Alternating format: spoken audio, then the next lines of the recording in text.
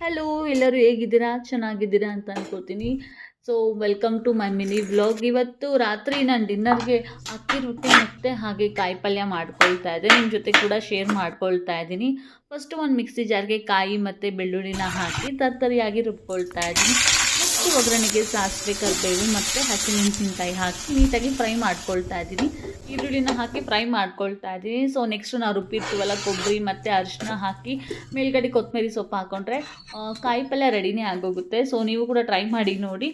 ಅಷ್ಟರಲ್ಲಿ ನೀರು ಕೂಡ ಬಾಯ್ಲ್ ಆಗ್ತಿತ್ತು. ಅದಕ್ಕೆ ಅಕ್ಕಿ ಹಿಟ್ಟನ್ನು ಸೇರಿಸಿ ಒಂದು 5ರಿಂದ 10 ನಿಮಿಷಗಳ ಕಾಲ ನಾನು ಸ್ಟೀಮ್ ಮಾಡಿಕೊಂಡೆ. ಅದೆಲ್ಲ ತಣ್ಣಗಾದ್ಮೇಲೆ ನಾರ್ಮಲಾಗಿ ನಾವು ಚಪಾತಿ ಹಿಟ್ಟನ್ನು ನಾದ್ಕೊತೀವಲ್ಲ, ಸೊ ಅದೇ ಥರ ನಾದ್ಕೊಂಡು ಚಪಾತಿನ ಮಾಡ್ಕೊಳ್ಳೋದಷ್ಟೇ. ನಾನಿಲ್ಲಿ ತಟ್ಕೊಳ್ತಾ ಇದ್ದೀನಿ. ನಿಮ್ಗೆ ಬೇಕಂತಂದರೆ ಬಟರ್ ಪೇಪರ್ ಮೇಲೆ ಕೂಡ ಮಾಡ್ಕೋಬೋದು.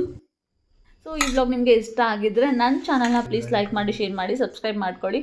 Thank you so much. Bye.